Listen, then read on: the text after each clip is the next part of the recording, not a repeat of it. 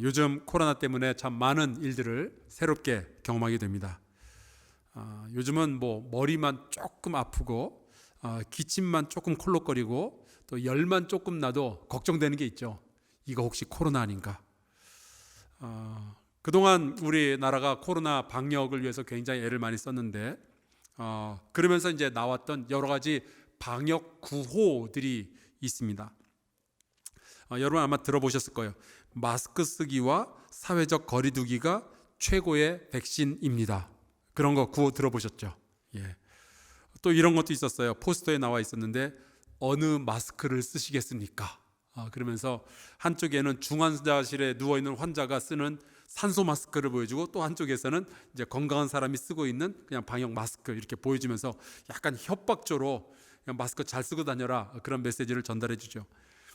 최근에 저희 아파트 엘리베이터에는 이런 포스터가 붙었습니다.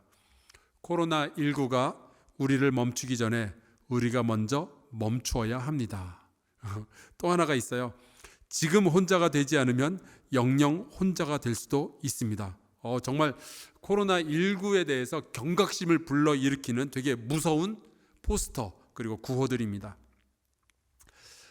근데 이제 그동안 우리나라에서 만들었던 이런 구호들, 포스터들을 보면서 제가 이런 질문을 하게 됐어요. 우리가 코로나19를 막기 위해서는 중대본도 만들고 방대본도 만들고 그리고 각종 지혜를 다 짜내서 이렇게 사람들에게 경각심을 불러일으키고 있는데 과연 우리는 예수 그리스도의 다시 오심에 대해서는 어느 만큼의 준비를 하고 있을까 하는 거예요. 이 시대가 요구하는 여러 가지 지혜가 있죠. 재테크 하는 지혜, 아이들을 잘 기르는 지혜, 수능 시험 잘 보게 하는 지혜, 인맥 관리 잘 하는 지혜, 건강 관리 잘 하는 지혜, 그리고 제발 부탁인데 정치 좀 잘하는 지혜. 그런데 여러분, 이 마지막 시대에 우리가 가질 수 있는 최고의 지혜는 주님께서 다시 오실 것을 준비하는 지혜인 줄로 믿습니다. 여러분, 우리가 재테크 잘해서 큰 돈을 버는 거 너무 좋은 일이죠. 그러시길 바라요. 자식들 잘 키워서 성공하는 거 너무 좋은 일이죠. 여러분 그럴 수 있길 바라요. 우리 아이들 시험 잘 봐서 좋은 학교 가고 인맥 관리 잘해서 필요할 때 도움 받는 거 너무 중요한 지혜죠. 우리가 그럴 수 있으면 좋겠어요. 건강 잘 지켜서 무병장수하는 거 너무 좋은 일이고요. 정치 잘해서 백성이 평안하게 살게 되는 거 너무 좋은 일이에요. 그런 지혜 우리가 다 가져야 돼요. 하지만 주님이 다시 오실 때에 마라나타 주 예수여 오시옵소서 그럴 말할 자신이 없다면 여러분 우리 지금 완전히 헛살고 있는 거예요. 주님이 우리에게 이렇게 말씀하셨죠. 그때에 인자의 징조가 하늘에서 보이겠고 그때에 땅의 모든 족속들이 통곡하며 그들이 인자가 구름을 타고 능력과 큰 영광으로 오는 것을 보리라. 여러분 이 말씀, 주님의 말씀은 반드시 이루어지게 될 줄로 믿습니다. 그렇다면 주님이 다시 오실 때에 우리는 통곡하는 족속이 되면 안 되죠. 우리는 알렐루야 찬양하면서 마라나타 예수여 어서 오시옵소서 기다렸나이다 그렇게 주님을 맞이해야죠. 자, 그러려면은 우리는 어떻게 하면 좋을까요? 마태복음 24장 13절에 주님께서 이러한 팁을 우리에게 주셨습니다. 끝까지 견디는 자는 구원을 얻을 것이다.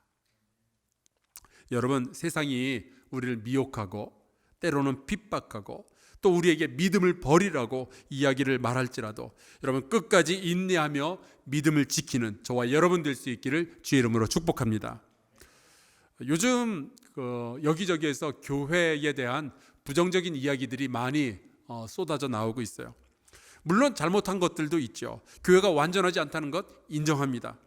하지만 그것이 몇 가지의 실수, 몇몇 사람들의 잘못한 것들을 교회의 전부인 것처럼 매스컴이 과장해서 이야기를 하니까 그런 이야기들이 계속 재생산이 되고 그러면서 진리가 거짓에 의해서 덮여버리는 현상들이 벌어지고 그러면서 또 마음 약한 성도들 가운데 슬슬 교회를 창피해하고 부끄러워하고 그러다가 그냥 슬며시 교회를 떠나려고 생각하는 그런 분들이 있어요.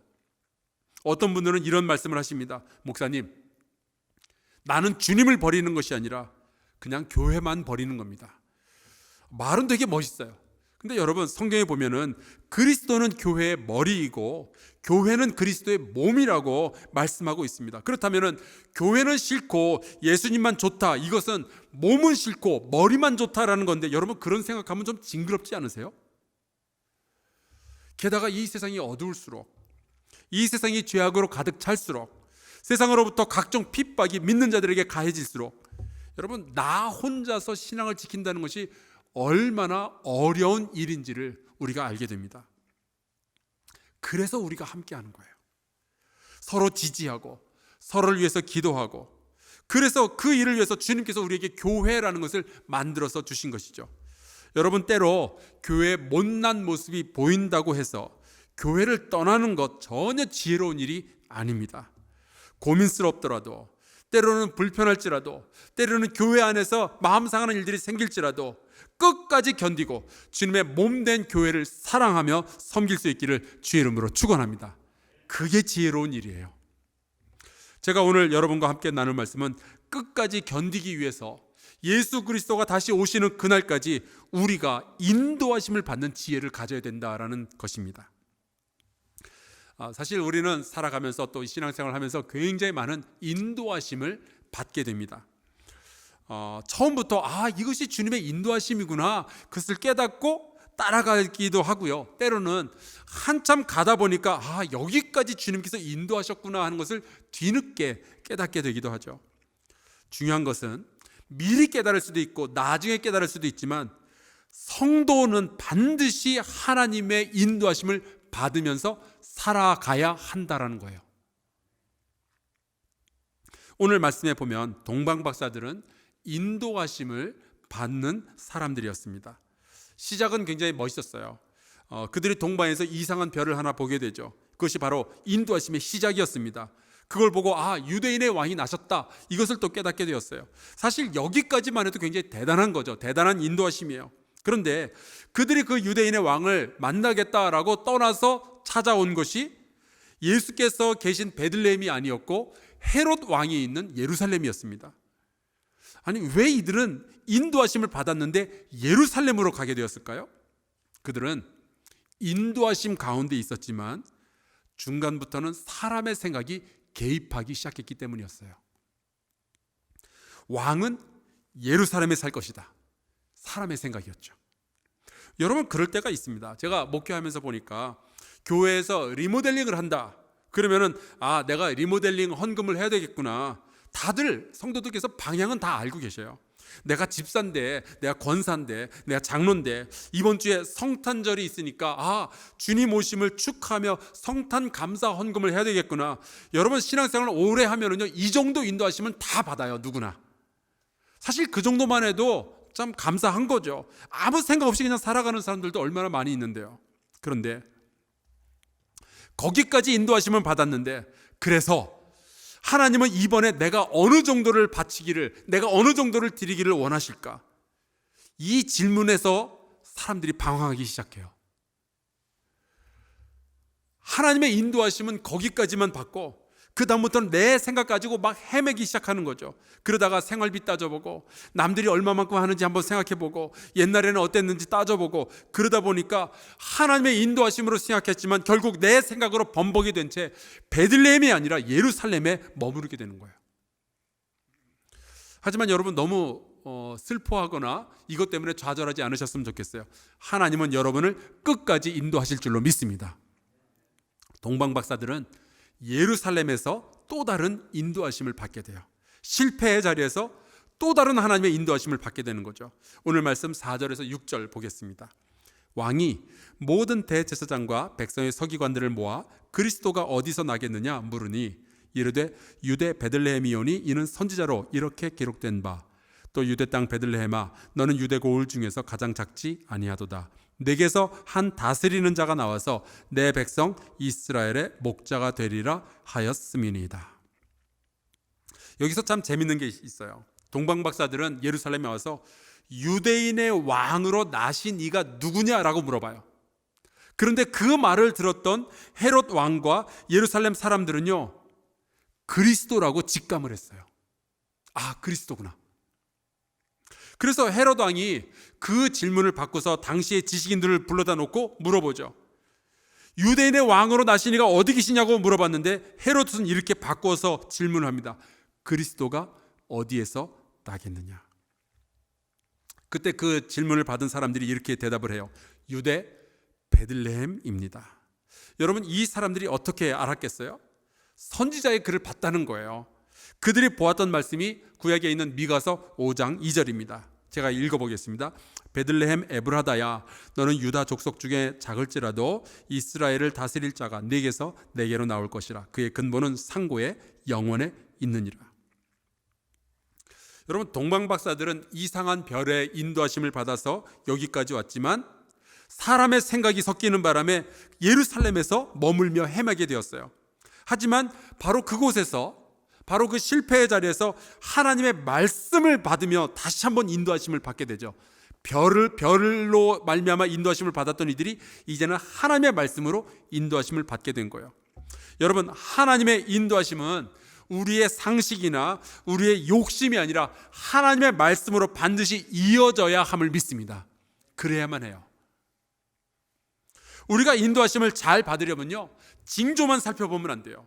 꿈만 이야기하면 안 돼요. 반드시 우리의 상식을 뛰어넘어서 하나님의 말씀과 어떻게 연결이 되어져 있는지 그 부분을 보아야 됩니다.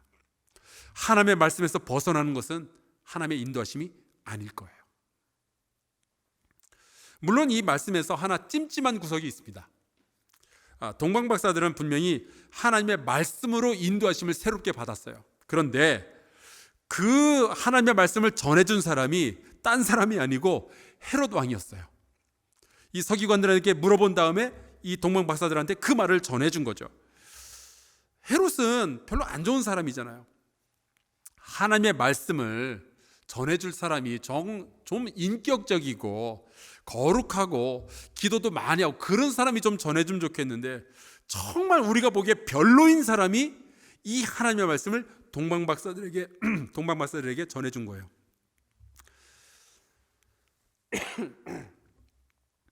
하지만 이 말씀을 보면서 깨닫는 것이 있습니다. 여러분, 하나님의 말씀은 누구의 입을 통해서 전해지더라도 그 하나님의 말씀의 가치는 변함이 없다는 사실이에요. 우리가 이제 크리스마스 때 선물을 주거니 받거니 하겠죠. 죄송합니다.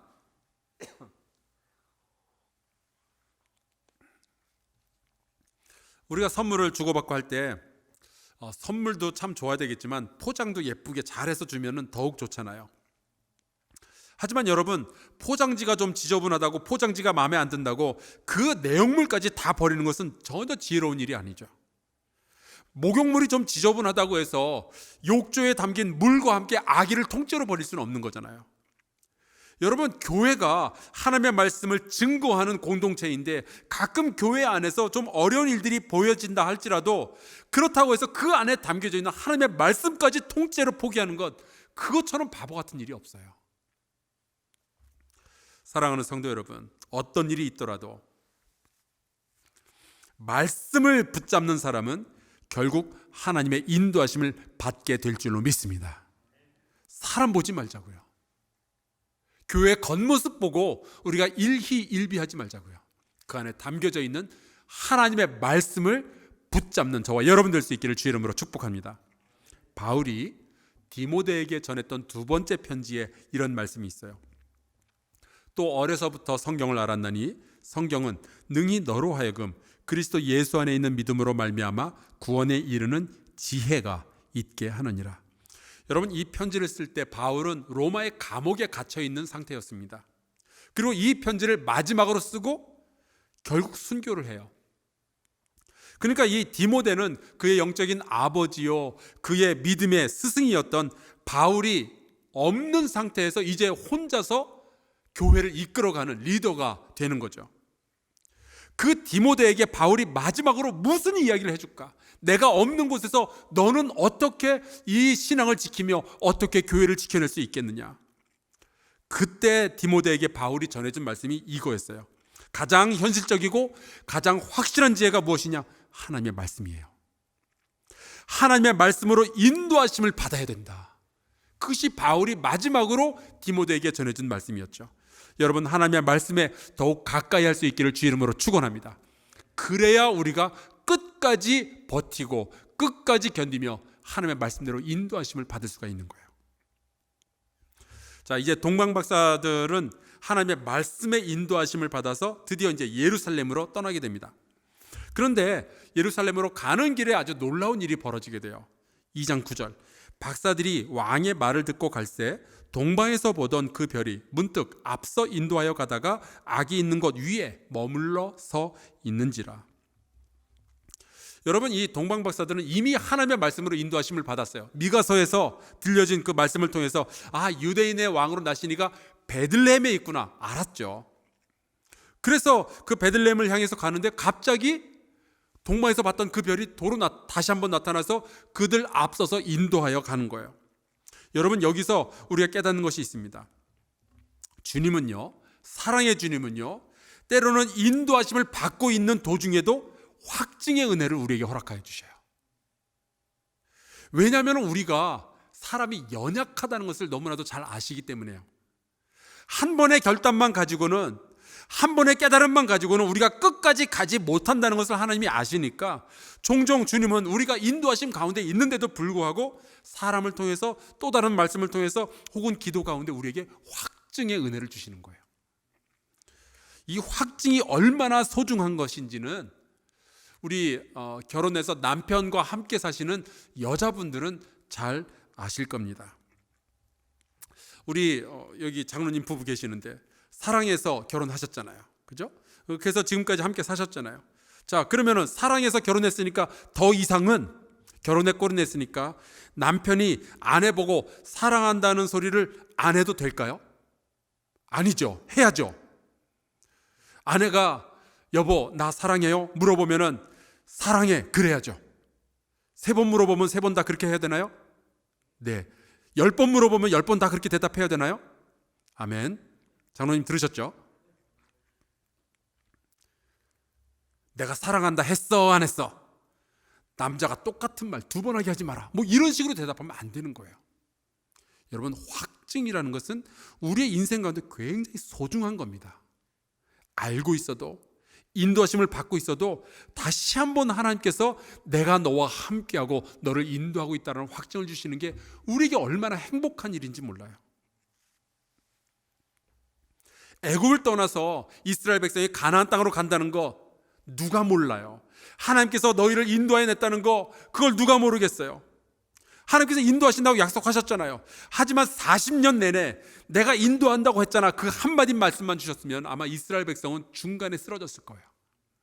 하지만 주님의 구름 기둥과 불 기둥이 계속해서 눈앞에 보이니까 그들은 하나님의 인도하심에 대한 확증을 가지고 앞으로 갈 수 있었던 거죠. 주님께서 분명히 여러분을 인도해 주실 거예요. 하지만 필요할 때에, 혹은 우리가 연약하여서 우리의 확신이 흔들릴 때에 확증의 은혜를 주께서 여러분에게 부어주시기를 간절히 축원합니다. 얼마 전에 우리 교회에 그 대형 버스가 있는데 되게 예쁜 버스가 있잖아요. 근데 이제 이 버스가 성도들을 모시고 결혼식장에 가기로 다 이제 약속이 되어 있었어요. 그런데 이제 그 주에 갑자기 코로나19 확진자의 숫자가 막 늘어나는 거예요. 아직 방역 단계가 올라가진 않았지만 뉴스에서는 계속 모이지 말자라는 이야기가 나오고 있었고, 그런데도 우리가 성도들을 모시고 교회 버스를 타고 예식장에 가서 성도들이 이렇게 내리는 광경을 다른 사람들이 본다면 사람들이 한사랑교회를 보고 뭐라고 그럴까 걱정이 되는 거죠. 그래서 이 부분을 놓고 이걸 캔슬을 해야 되나 말아야 되나 고민을 하다가 이제 기도를 시작을 했는데, 기도하다가 갑자기 잠언 30장의 말씀이 떠오르는 거예요. 내 하나님의 이름을 욕되게 할까 두려워함이니이다. 그게 딱 제 마음이었어요. 그래서 하나님께서 이 말씀을 나에게 주신 것은 그러지 말라라고 하시는 건가 보다, 인도하심을 제가 깨달았죠. 그래서 버스를 사용하면 안 되겠구나 생각하고 있는데 이거를 이제 알리려고 생각해 보니까 마음이 좀 그런 거예요. 인도하심은 알겠는데 이거를 전하는 거는 또 다른 이야기잖아요. 그런데 마침 그 교회 버스를 사용하기로 하셨던 혼주께서 교회에 들르셨다가 상황이 이러니까 사용하지 않는 것이 좋겠습니다 라고 말씀을 전해주고 가신 거예요. 확증이었어요. 인도하심에 대한 확증, 이게 얼마나 마음을 가볍게 해주고 얼마나 확신에 차게 되는지 몰라요. 여러분, 옳은 일이 무엇인지 알지만, 인도하심이 무엇인지 알지만 확증을 받으면 이렇게 마음이 즐겁고 기쁨으로 가득 차게 되는 거죠. 여러분, 이러한 확증의 은혜를 여러분이 살아가는 내내 받을 수 있기를 주의 이름으로 축원합니다. 그래야 우리가 기쁘고 즐겁게 신앙생활을 하죠. 그런데 이 말씀에서 볼 수 있는 또 하나의 배움이 있습니다. 그것은 하나님은요, 우리의 생각, 우리의 기대보다 훨씬 더 세밀하게 우리의 삶을 다루시고 인도하신다는 사실이에요. 사실 이 미가 선지자의 말씀을 보면 그리스도가 유대 땅 베들레헴에 나신다라고만 했지, 유대 땅 베들레헴의 어느 집인지는 말씀 안 해주셨어요. 도로명 주소가 뭔지, 몇 동 몇 호인지 얘기 안 해주셨어요. 그러면 동방박사들은 베들레헴에 가긴 갔는데 그 다음부터는 어떻게 했냔 말이에요. 집집마다 문 두들겨 가면서 여기서 유대인의 왕이 나셨냐고 물어볼 수도 없고. 그런데 말씀해 보니까 별이 아기 계신 곳 위에 와서 딱 멈추었다라고 되어 있죠. 여러분, 하나님은 우리의 삶의 목표를 설정하시고 방향을 주시면서 이쪽으로 가라라고 말씀해 주시지만, 가나안 땅으로 가라라고 말씀해 주시지만, 때로는 우리의 삶에 깊이 개입하셔서 정말 세밀한 음성으로 우리를 인도하여 주시는 줄로 믿습니다. 정말 그러셔요. 하나님은 그냥 우리가 드라마에서 보는 것처럼 점쟁이들 나오면 그러죠. 동쪽으로 가라고, 서쪽으로 가면 귀인을 만날 거라고. 근데 하나님은 그런 분이 아니에요. 그렇게 말만 해놓고 더 이상 관여하지 않는 점쟁이들이 아니라, 하나님은 다정한 아버지와 같으신 분이셔서요, 우리의 삶 가운데 들어오시고 정말 세밀하게 말씀을 통하여, 기도하는데 음성을 통해서 우리의 삶을 인도해 주시는 거예요. 하루하루의 결정 가운데 하나님의 인도하심을 경험할 수가 있는 거죠. 이러한 세밀한 인도하심은 성경에 굉장히 자주 등장하는 이야기입니다. 창세기 24장에 보면은 이제 아브라함의 종이 그 아브라함의 아들 이삭의 신부감을 찾기 위해서 여행을 가는 이야기가 나와 있어요. 그런데 그가 그 신부감을 찾아와서는 이러한 고백을 합니다. 이르되 나의 주인 아브라함의 하나님 여호와를 찬송하나이다. 왜냐? 나의 주인에게 주의 사랑과 성실을 그치지 아니하셨사오며 여호와께서 길에서 나를 인도하사 어디까지 오게 했느냐? 내 주인의 동생 집에 이르게 하셨나이다 하니라. 그는 아무런 어떤 그 힌트도 갖지 않은 채로 그냥 여행을 떠났을 뿐이에요. 그런데 하나님의 인도하심을 따라서 그는 리브가라는 아름다운 여성을 만나기까지 오게 된 거죠. 마리아와 요셉, 아기 예수께서 태어나실 때요, 그냥 예수께서 태어나실 거다, 여기서 끝, 그게 아니었어요. 그 이름을 예수라 하라. 아주 디테일한 인도하심을 받게 되죠. 고넬료라는 로마군의 장교에게는요, 그 로마군 장교에게는 천사가 나타났어요. 그래서 하는 말이 이런 겁니다. 요빠라는 도시에 있는 베드로라는 사람을 데려다가 너의 집에 청하여서 말씀을 들어라. 여러분, 굉장히 세밀한 인도하심이 그의 삶 가운데 있었어요. 여러분, 이러한 세밀한 인도하심은 성경에만 있는 것이 아니라 오늘날 저와 여러분의 인생 가운데도 경험되어질 줄로 믿습니다. 하나님이 세밀하게 인도해 주실 거예요. 이사야 48장에 보면은 하나님께서 스스로에 대해서 이런 말씀을 하십니다. 이런 말씀이 있으니까 제가 자신 있게 여러분에게 하나님의 세밀한 인도하심에 대해서 말할 수가 있는 거예요. 48장 17절 너희의 구속자시요 이스라엘의 거룩하신 이이신 여호와께서 이르시되 나는 내게 유익하도록 가르치고 너를 마땅히 행할 길로 인도하는 내 하나님 여호와라. 하나님은 스스로를 소개하실 때 나는 인도하는 하나님이라고 말씀하십니다. 그분은 창조하고 그분은 다스리시지만, 그리고 그분은 우리의 예배를 받으시는 분이시지만 또한 다정하게 세밀하게 우리를 인도하여 주시는 분이시죠. 우리는 때로 어떤 것이 유익한 건지 모를 때가 많아요. 요즘 이 2020년을 지나오면서 보니까 우리가 마땅히 어떤 길로 가야 될지 모르는 상황이 너무나도 많이 벌어지고 있었어요. 그러나 하나님은 다 아셔요. 하나님은 시작이고 하나님은 마지막이시기 때문에 그 사이에 있는 모든 것을 하나님은 다 알고 계시죠. 하나님은 우리를 인도하실 능력도 가지고 계시고 또 하나님은 우리를 인도하기를 원하고 계십니다. 여러분, 하나님은 절대로 우리를 세상에 내팽겨치는 그런 분이 아니라 우리의 앞길을 선하고 아름답게 인도하여 주실 줄로 믿습니다. 그렇다면 문제는 우리 쪽에 있어요.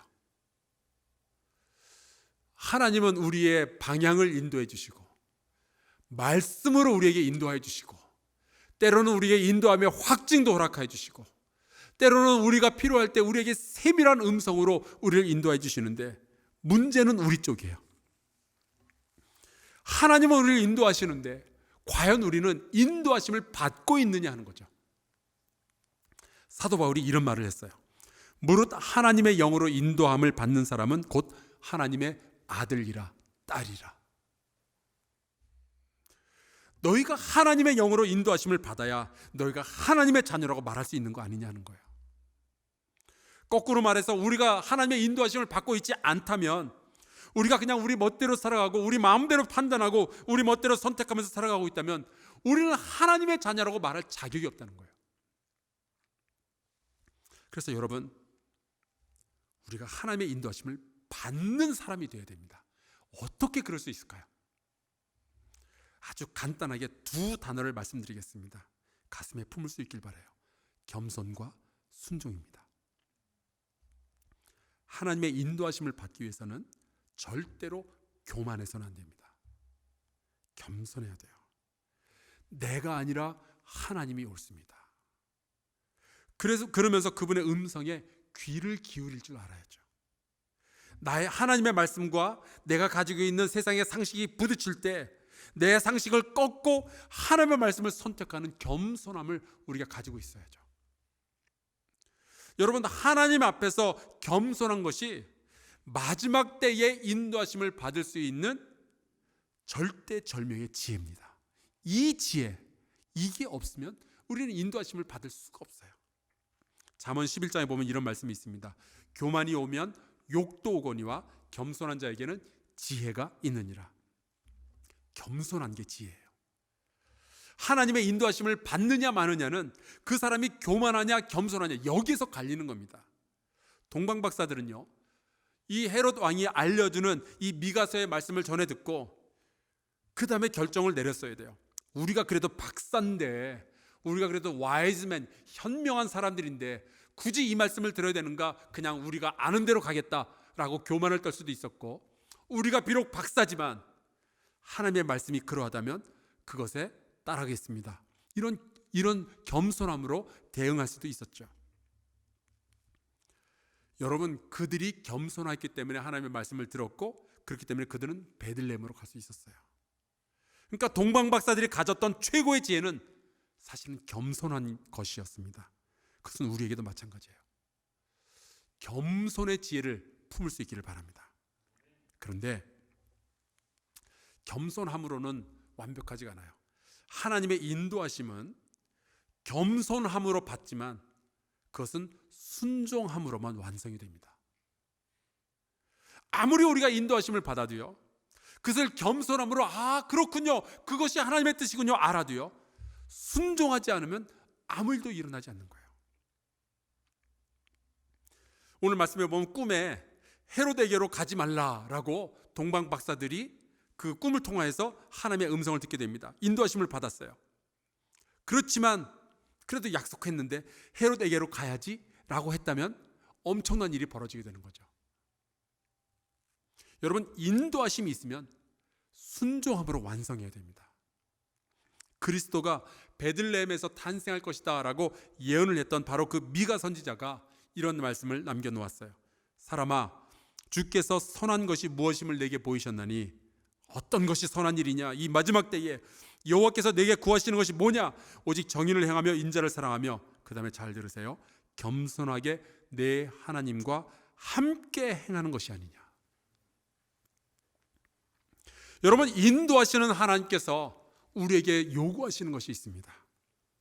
겸손하게 하나님과 함께 행하는 거예요. 주님의 인도하심을 받아들였으면 그대로 결단하며 살아가는 거죠.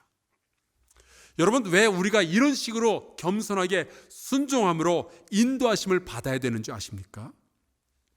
왜 하나님께서 인도하심에 확증을 주고 왜 이렇게 세밀하게 우리를 인도하시는 줄로 아십니까?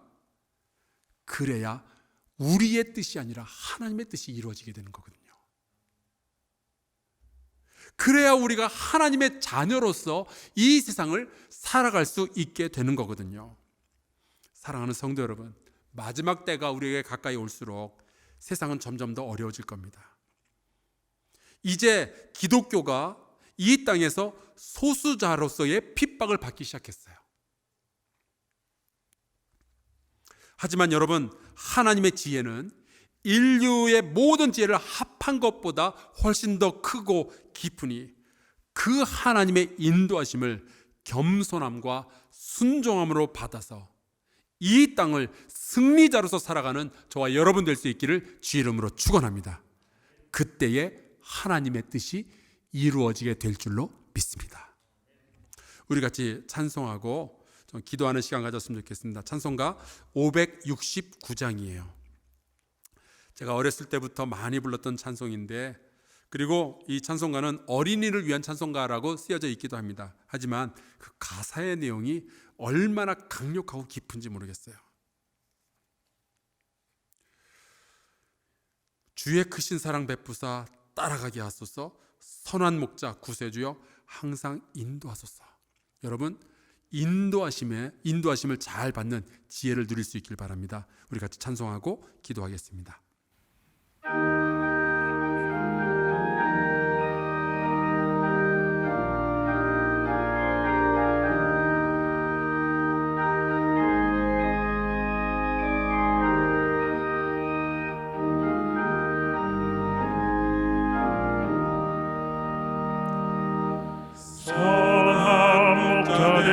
우리 주 항상 인도하시고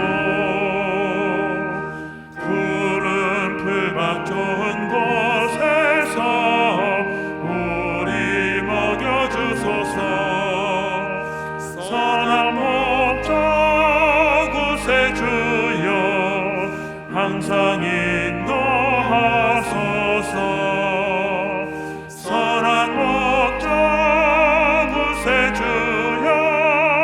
항상 인도하소서. 양의 문이 되신 예수여 우리 영접하시고 길을 잃은 양의 무리를 항상 인도하소서. 선한 목자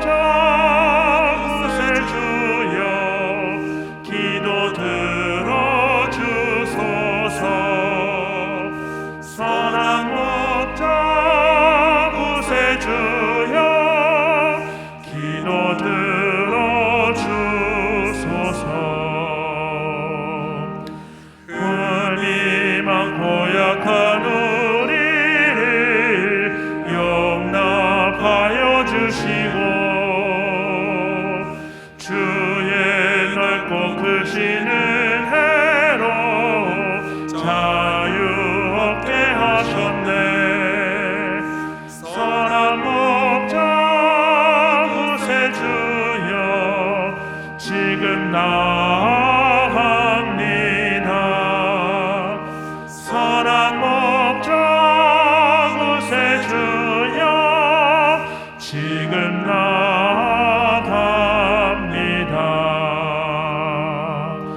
일찍 주의 뜻을 따라서 살아가게 하시고 주의 크신 사랑 베푸사 따라가게 하소서.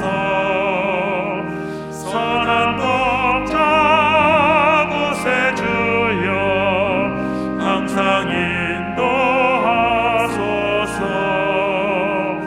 선한 목자 구세주여 항상 인도하소서.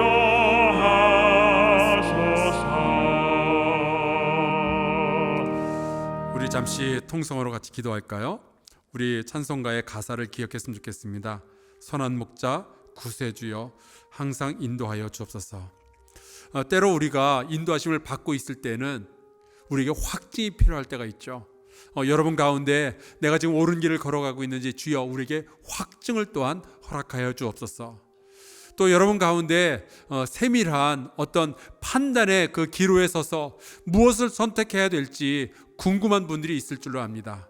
하나님, 나에게 세밀한 음성을 들려주셔서 주의 인도하심을 따라가게 해 주시옵소서.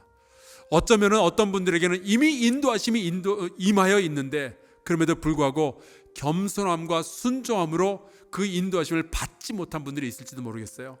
우리 주님께 기도합시다. 아버지여, 내가 겸손함과 순종함으로 주의 인도하심을 따라 하나님의 뜻을 이루게 하여 주시옵소서. 우리 같이 통성으로 잠시 기도하겠습니다. 여호와 하나님 아버지, 주께서 우리를 도와주시기를 간절히 바랍니다. 하나님, 우리가 무식합니다. 우리가 지혜롭지 못합니다. 주의 인도하심을 우리가 간절히 소원하고 원합니다. 세상이 어두울수록 주의 인도하심을 받게 해주시고 우리의 확신이 흔들릴 때 주의 확증을 받게 해주시고, 아버지여, 우리가 주의 세밀한 장소에서 흔들릴 때에 주의 세밀한 음성을 들으며 인도하심을 받게 해주셨소서. 주님은 우리의 인도하시는 아버지이시고 주님은 우리를 인도하실 모든 능력을 가지고 계시는데, 아버지여, 우리가 겸손하지 못하여서, 우리가 순종하지 못하여서 주의 인도하심을 받지 못하는 불행한 일이 벌어지지 않도록 하여 주옵소서. 아버지, 우리가 결단하고 주님께 나의 모든 생각 내려놓고 아버지 앞에 나의 뜻을 꺾고 주의 말씀이 옳습니다 고백하며 주의 인도하심을 따라가는 마지막 때에 하나님의 백성으로서 살아가는 우리 모두가 될 수 있도록 주여, 주께서 그렇게 역사해 주시기를 간절히 소원하고 원합니다. 아버지 하나님이여, 돌보아주셔서 우리의 삶 가운데 주의 인도하심이 분명히 드러나게 해주시고, 하나님의 인도하심을 따라 살아갈 때에 내 뜻이 아니라, 나의 욕심이 아니라 하나님의 뜻, 하나님의 나라가 건설되어지기를 간절히 소원하고 원합니다. 주님, 마지막 때에 예수 그리스도 오시기까지 주의 인도하심을 따라가는 우리 모두가 될 수 있도록 주여, 주께서 역사하여 주시옵소서.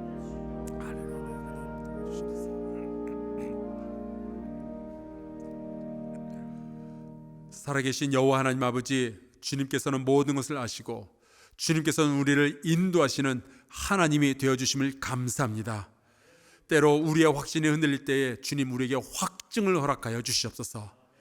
하나님, 세밀한 선택을 놓고 어려워할 때에 주님, 우리에게 세밀한 음성을 허락하여 주시옵소서. 주님의 인도하심이 있거든 아버지, 우리가 겸손함으로 그 인도하심을 받아들이게 하여 주시고 순종함으로 인도하심을 따라가게 하여 주시옵소서. 그래서 여호와 하나님 아버지, 내 인생의 결론이 나의 욕심이나 뜻이 이루어지는 것이 아니라 아버지의 뜻이 이루어지는 것이 되게 하여 주시옵소서. 이 세상 마지막까지 예수 그리스도께서 다시 오실 때까지 우리의 믿음을 지키게 하여 주시옵시고, 하나님의 뜻 안에 거하는 우리 모든 성도들 되게 도와주시옵소서. 예수 그리스도의 이름으로 기도하옵나이다. 아멘.